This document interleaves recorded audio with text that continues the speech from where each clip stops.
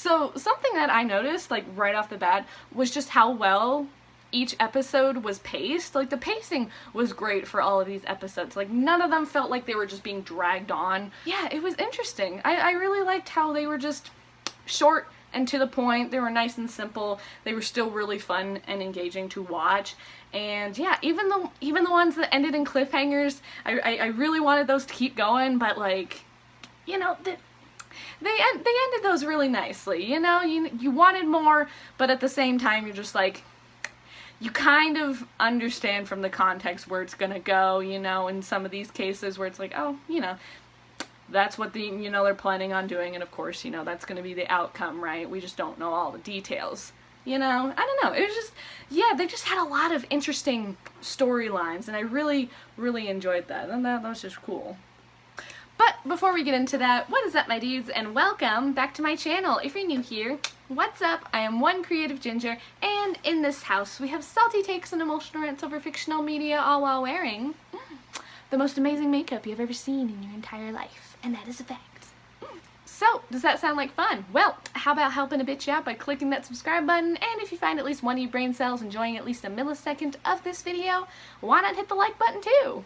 But yeah, so we got the first episode, which was pretty cool because it had like all this black and white and really weird moving shadow effects, which was a little weird to my eyes because it was just like moving constantly with everything.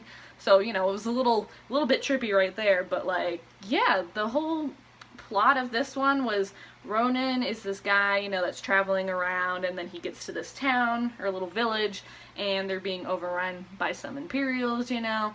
And we find out that Ronan's actually a Sith, even though everyone thought he was a Jedi, but no, he's not. And so he kills the other Sith, you know, that's running around and making all these villagers' lives hell, right? So he kills her, and he actually is going around taking little, you know, kyber crystals from all these Sith lightsabers, which was interesting. I thought that was really cool, because it's like, yeah, what's he doing? And yeah, just the art style was really cool. Honestly, all the art styles for these were just so fun to watch. But like, yeah, this one specifically was just so different, and yeah, just mostly like with the character design, because like the troopers had like this half helmet thing, like they didn't have the full-on stormtrooper helmets, like they had like half of it. Yeah, like definitely the vibe of it reminded me of The Mandalorian, with like the whole western vibe where you're going from town to town, where you're wandering and shit, you know.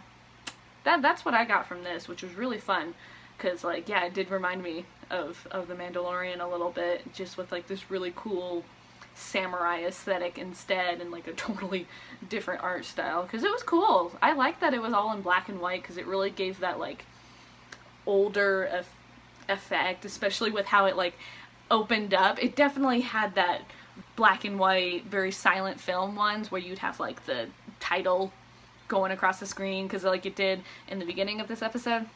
It was cool. I really liked that aesthetic that they had going on. That was cool. Yeah, and also the story was really cool, so I liked that, and that was a great way to start off like this whole short story series. It was fun. And then we have the second one. The whole story of in this short story was just, they had a rock band going around, and it was so cute. I really like the music and the whole story of like, you know, the, what's his name, Guy, you know, Jabba wants to like kill him because like doesn't want to be a Hutt, I guess. I don't know. It was just kind of like, yeah, just and then Boba Fett goes and brings him to Jabba, you know. But then they have like their last stand as a band, and they just play a gig, and then everyone loves it to the point where like it implies that Jabba ends up not killing Guy because he's like, oh, I really like their band, and it was it was cute. The whole style was really adorable, and then their singing was really good and just really interesting to listen to. It was fun. And probably my favorite part was Boba Fett like doing a little headbang as he's listening. Oh my god, and they're all just like little short little mini guys. Oh my god, they were so cute. They were all just like, yeah, little, almost chibi like. It was really cute. And this was like the only one where they actually had established Star Wars characters in it, because everyone else just kind of made up their own characters except for this one. So I thought that was interesting. Yeah, that the it was really cute. Yeah. So then we move on to the next one, which I thought I recognized that art style. It's the same studio that did Promare. I still haven't watched the damn thing, but like when this first came out, my Twitter was just full of this show, so obviously I recognized the art style. I just never sat down and watched it, which I still should. Yeah, they had like this whole twin thing, which really reminded me of like Luke and Leia if they had been like evil, you know, if they had been raised by Darth Vader instead, you know. That's the kind of vibe that I got from this a little bit, even though they had these guys were completely different. They were like engineered from the very beginning to be like Sith Lords or something. But I don't know, they really reminded me of like the Luke and Leia thing going on. So the whole thing was like they want to be like this power, they want to do everything for the dark side, and then the brother was like, I don't want to do that anymore, so he steals a crystal, and the sister's like, I'm gonna kill you then. And then she's the one with like the really cool like Grievous arms. I liked that. I thought that was a cool little aesthetical choice to do. That was cool. But yeah, and then, you know, they fight. It's really interesting, like the angles and the style that they did. It was so fun to watch. But yeah, and then it ends with the brother doing a whole like hyperdrive lightsaber cut, and he ends up like splitting the Star Destroyer in half, which was fun because yeah, we've seen that before. I liked that.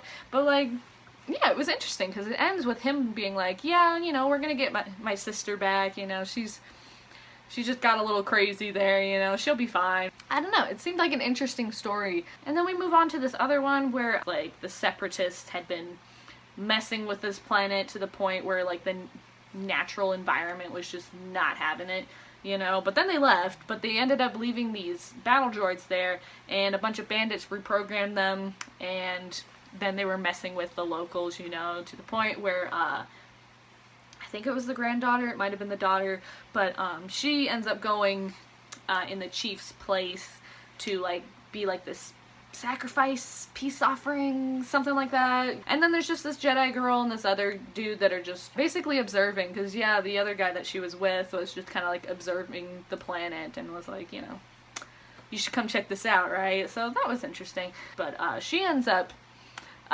just totally destroying like the battle droids and then the bandits, and then, you know, her friend that was with her helped her out with that too, which was nice. So, you know, none of the villagers ended up hurt or anything like that, because that was nice, because yeah, they all seemed really sweet and really nice, and they all just like really connected with the planet, which was really cool. And yeah, so she saves the villagers, and yeah, it's just great. And yeah, the battle droids were funny because they did their little Roger thing, and they were super dumb like they're supposed to, you know. I liked that. But yeah, I thought the art style was really cute. Like all the little villagers had fun little face markings that I really liked. Yeah, they were interesting. I liked that. So moving on to probably, yeah, this is basically my favorite story that they had out of like the 9 that they did, you know. This one was the one where they had the lightsaber blacksmith, which was really interesting because, yeah, you know, Jedi are usually supposed to be the ones to make their lightsabers, but you know, in this timeline, you know, the Jedi are already dead. This is way after Order 66, to the point, yeah, there's no Jedi Masters to train anyone, so it's like, yeah, so, this one guy ends up calling a bunch of Jedi to, like, reorganize the Jedi Council, and so, you know, they're all waiting in this little asteroid temple thing for, you know, the guy that called him, and they're all just sitting around and being like, what's going on, you know? But, yeah, so we get to meet, this girl named Kara and her dad, and they're the ones that are making the lightsabers, and it's really cool because she picks one up and she activates it, and it's all like transparent, like a really like darkish green. That was really cool. Yeah, apparently all of the lightsabers are kind of like that. Like once the owner of the lightsaber picks it up, then it'll change to whatever color is, you know, their color, right? So I thought that was cool. Yeah, so Kara ends up delivering the lightsabers because her dad kind of gets caught by these Jedi hunters that don't like that he's making lightsabers. So she runs and she goes to the temple where all these Jedi are hiding, but turns out every single one of them except for one of them is a Sith that ended up, you know, intercepting all these little transmissions and either killing the Jedi that it was meant for or, you know, just intercepting it, right? So they're just like, the Jedi Order's not happening, so we're gonna kill all of you. And then Kara and, I think his name was Ethan, because he was the only Jedi that came there that wasn't a Sith. So they're just like, oh fuck, what do we do? And then, you know, the guy that had originally called them to, he was hiding in that droid that they were just hanging out with the whole time, because he was trying to figure out if actually everyone was a Jedi or not. So, you know, he wanted to be sneaky like that, right? So yeah, he finds out most of them are Siths, so they end up killing most of them, but actually one of them his lightsaber ends up turning purple, which was interesting, because at first it was red, but he was just like, oh yeah, I was kind of like corrupted by everyone's anger, but now I'm not. So that was interesting, that he just was able to save himself from the dark side at the last moment. So that was cool that was a thing. Yeah, it leaves us on a cliffhanger where Kara's like, can you please help me save my dad? And then everyone's just like, yeah, let's do it. And that's where it ends, and I'm just like, oh, see, this one was so interesting. This one is my favorite one out of all of them, because it was just like, they had so much going on. Yeah, I wish that Kara's lightsabers stayed all transparent, because that was so cool. I liked that was like this new thing that we've never seen, but like, yeah, then her lightsaber just turned green because she gets stronger with the Force as she's fighting these Sith lords, you know. So yeah, that's the only thing I wish that they didn't change, you know. But like, other than that, it was like, yeah, I really wanted to see what else was gonna happen, because this was just such an interesting story. So I'm sad that it just ended there. But at the same time, it's like, yeah, you can predict what's gonna happen. It's like, obviously they're gonna go save Kara's dad. Maybe someone dies in the process. Who knows? You know, that kind of thing. And, you know, they find out all these secrets, you know, because, yeah, they're trying to restore the Jedi Order. So it's like, yeah, they might find another Jedi along the way. Someone might die, you know, they might encounter more Sith. That kind of thing. I don't know. It was so interesting. Yeah. And I'm just sad that it just ended there. But like, yeah, it was a good cliffhanger, to the point where you're just like, yeah, you can predict what's gonna happen, but at the same time it was like, yeah.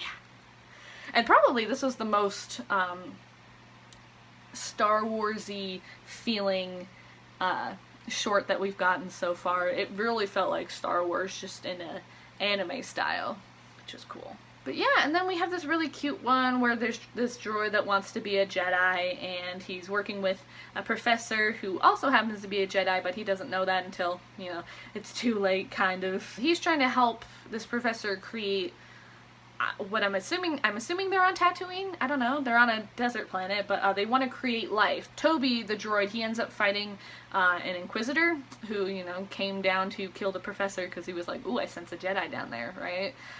So he kills the professor, and then Toby's like, well, I'm gonna be a Jedi, and so he has his own little lightsaber, and then he fights off the Inquisitor and kills him, you know? And yeah, after he kills the Inquisitor, that's when he figures out that they were able to create life on this planet. So Toby goes around to other planets to spread and create life, basically, on planets that kind of lost that ability. And, you know, he's all like, yeah, I'm gonna go do that, because that's what Jedis do. They help people. And I thought that was cute. But yeah, it was just like a nice little, simple, cute little thing, kind of like the Rock Band was. It was nice. I liked it. Yeah, and then the next one, basically this story is just basically a Jedi and a Padawan find this old Sith dude, and they end up killing him. And that's basically it, really. Honestly, there's not a whole lot going on.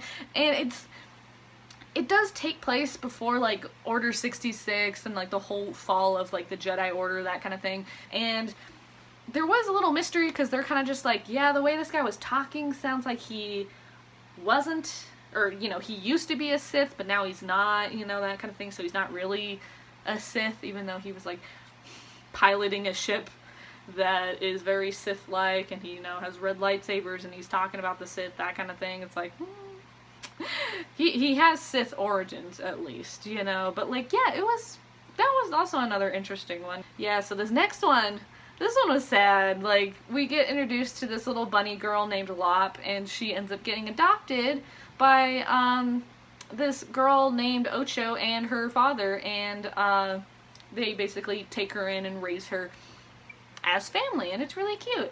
And yeah, unfortunately, Ocho ends up joining the Empire, and Lop and the dad are just like, the hell are you doing? Like, the Empire's destroying our planet. We don't really want them around anymore. And she's just like, no, they're gonna help us, you know, just, okay. So, yeah, so she goes with the Empire, and then the dad gives Lop a lightsaber that has been in their family for generations, that, you know, that was given to them by a Jedi long ago, right? And so they just pass it on from generation to generation, that kind of thing. But yeah, Ocho doesn't like that, because that's a whole symbol of, you know, whoever's taking over the family house, because she was supposed to do that. But, you know, her dad gives the lightsaber to Lop, so it kind of symbolizes that Lop's now taking over the family, essentially. And Ocho doesn't like that, so she basically tries to kill the dad. She just takes out his other eye, so now he's blind. And Lop ends up, like, slicing her in her chest, but obviously she's gonna survive, like, that's not gonna kill her, you know, but she ends up escaping on a little ship, and then it leaves it there. And I thought this story was really interesting too, because it was like, yeah, we got two sisters that, you know, are on opposite sides, and there's that whole family drama. And yeah, the dad's not dead, he's fine, but, like, yeah, he's blind now because Ocho sliced out his other eye, so that's not good. But, like, yeah, it's left on cliffhanger, because Lop's like, I don't want to kill her, hopefully we can get through to her at some point, that kind of thing. So it was like, yeah, it was interesting. But yeah, and then, of course, the last one has to be sad as well, because then we get introduced to this Jedi named, I think his name is Tamaki. I hope. I don't know. But yeah, he's wants to help the girl that he's in love with, but unfortunately, you know, he's having all these, like, headaches and, like, weird visions where, like, he sees someone dying, basically, but it's very, like, vague, you know, so he just has these headaches, so he's, like, very unfocused. They're fighting this, the girl's aunt, I think it is, yeah, so he's fighting her, and she's just sending all these soldiers in masks towards him, and so unfortunately, one of those masked figures ends up being the girl he's in love with, and so he cuts her down, and he notices that, oh, that's very similar to the visions I've been having of this random person dying, but it turns out it's not a random person, it's actually a person I'm in love with, you know. So she's dead, and then the aunt's like, if you become a Sith and you become my apprentice, I can help you bring her back to life. And so he's like, fuck it, I'm doing it. And so, you know, they bring her back to life, but yeah, no, he's a Sith now. He's a Sith apprentice, and he just walks past her like he doesn't even notice that she's, you know, alive or anything. It was just like, oh, yeah. And that's how that one just ends, with him just leaving her just sitting there after he saved her life to become a Sith apprentice, which, yeah, that's how the whole thing ends. So yeah, that's it.